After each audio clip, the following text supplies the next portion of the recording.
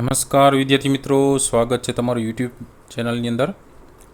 ધોરણ 9ની અંદર હિન્દી વિષયમાં આપણે વાત કરી રહ્યા છીએ, જેમાં અલગ અલગ પાઠ અને કાવ્યને લગતા ઘણા બધા પ્રશ્ન જવાબ આપણે જોતા રહીએ છીએ. એવી જ રીતે અહીંયા આપણે 24મું કાવ્ય આવે છે કબીર કે દોહે.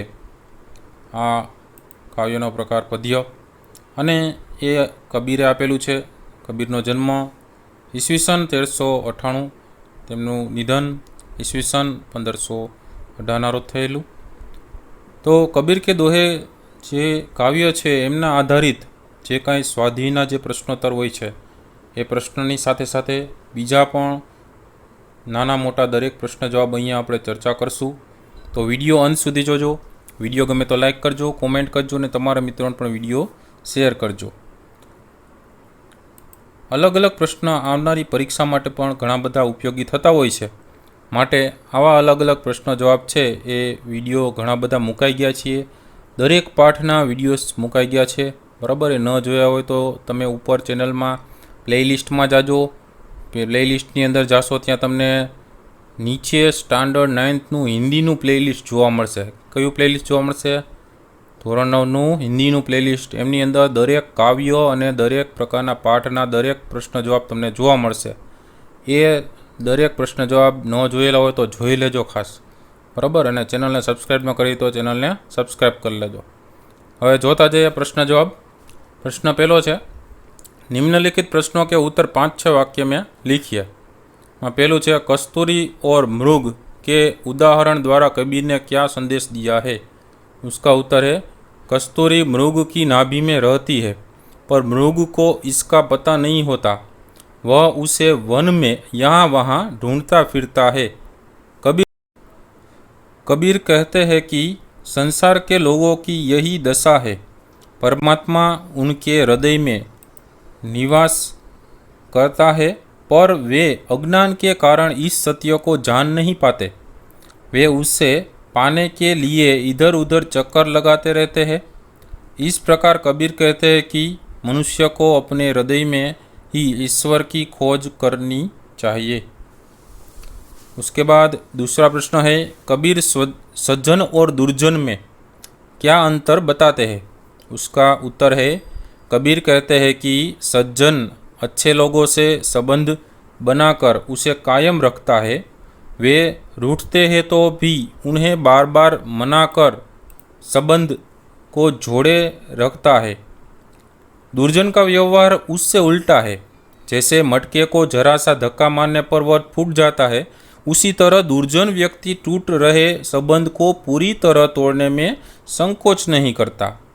इस तरह सज्जन में जोड़ने और दुर्जन में तोड़ने की बुद्धि होती है. तीसरा वाला प्रश्न है, कबीर ने संतोष की महिमा किस प्रकार बताई है? उसका उत्तर है, कबीर कहते हैं कि मनुष्य को लालच के जाल में नहीं फंसना चाहिए. जो कुछ भगवान ने उसे दिया है उसी में संतुष्ट रहना चाहिए. मनुष्य को गाय, हाथी, घोड़े तथा खान से मिलने वाले बहुमूल्य रत्न मिल जाए, फिर भी धन संपत्ति के लोभ से वह मुक्त नहीं हो सकता. जब तक यह लोभ है तब तक उसे सुख शांति नहीं मिल सकती. यदि मनुष्य को कुछ उसके पास है उसी में संतोष माने तो सभी तरह के धन उसे मिट्टी के समान तुच्छ लगने लगेंगे. उसे अनुभव होगा कि संतोष से बड़ा कोई धन नहीं है.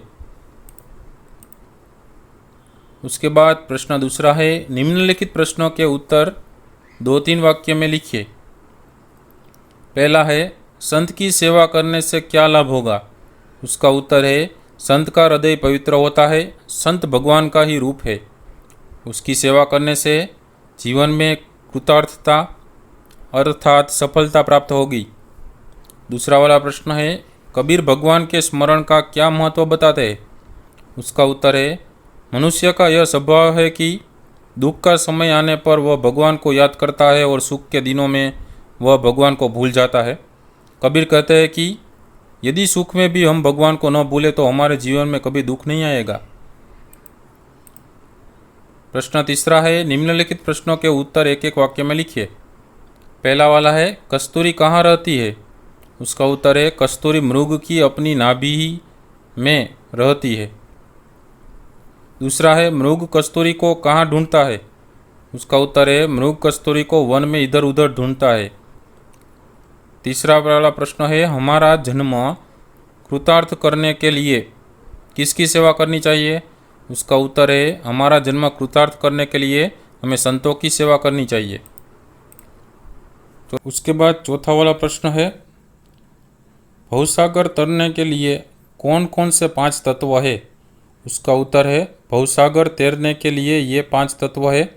साधु का मिलना मतलब सत्संग, हरिभजन, दया की भावना, नम्रता और परोपकार। पांचवा वाला प्रश्न है सबसे श्रेष्ठ धन कौन सा है। उसका उत्तर है संतोष ही सबसे श्रेष्ठ धन है।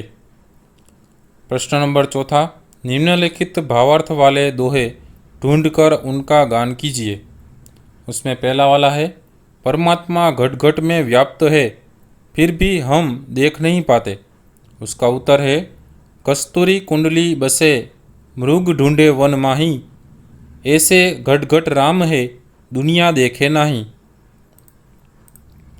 उसके बाद दूसरा वाला प्रश्न है हमें जो कुछ मिला है वह ईश्वर का ही है और वह ईश्वर को सौंपने से अपना कुछ नहीं रहता। तो उसका उत्तर लिख सकते हैं मेरा मुझ में कछु नहीं जो कछु होई सो तेरा, तेरा तुझको सौंपते क्या लगेगा मेरा। उसके बाद तीसरा वाला प्रश्न है अप्रामाणिक रूप से संपत्ति इकट्ठी करके उसमें से जरा सा दान करने पर स्वर्ग प्राप्ति नहीं हो सकती। उसका उत्तर है एहरन की चोरी करे करे सुई का दान ऊंचे चढ़कर देखते कैतिक दूर विमान। चौथा वाला प्रश्न है दूसरों की संपत्ति देखकर दुखी होने के बजाय ईश्वर ने हमें जो कुछ दिया है उसमें संतोष रखना चाहिए। उसका उत्तर है रूखा सूखा खाई के ठंडा पानी पीऊ देखी पराई चुपड़ी मत ललचावे जीव। उसके बाद प्रश्न पांचवा है निम्नलिखित दोहों का भावार्थ स्पष्ट कीजिए। जैसे कि पहला वाला दिया हुआ है संत मिले सुख उपजे उस दुष्ट मिले दुख होय सेवा कीजे संत की जो जन्म कृतार्थ होय। तो ये कविता का भावार्थ स्पष्ट करना है, जो अर्थ होता है वो लिखना होता है। संत जब भी मिलते हैं तो उसका कोई भी संत से आप कोई किसी भी प्रकार की बातें करते हैं उससे कई प्रकार का ज्ञान आपको मिलता है, तो उसमें से सुख मिलता है। दुष्ट वाले लोग हैं वो सभी लोग दुख देते हैं और सेवा जो संत की करते हैं तो उसका जन्म कृतार्थ हो जाता है। इसी तरह दूसरा सोना सज्जन साधुजन टूटी चूरी 100 बार दूजन कुम्हार के एके धका दरार। इसी तरह तीसरा और चौथा भी कविता का अर्थ है वो लिखना है इसमें, ठीक है। तो दूसरा वीडियो भी इसका आएगा, उसमें आप देख लीजिएगा। कई सारे ऐसे भी प्रश्न जवाब दूसरे भी आएंगे। तो अलग कई सारे काव्य और पाठ के ये वीडियोस आप चैनल पे प्लेलिस्ट में जाके देख सकते हैं। नए नए वीडियोस देखते रहिएगा जिससे आपका ज्ञान भी बढ़ता जाएगा। जो भी एग्ज़ाम आती है उसमें सभी प्रकार के ऐसे ना छोटे बड़े कई सारे क्वेश्चन आंसर आते रहते हैं, तो वो भी आप करते रहेगा। फिर नए वीडियो के साथ मिलेंगे, तब तक के लिए अपना ख्याल रखिएगा। Thank you very much and take care.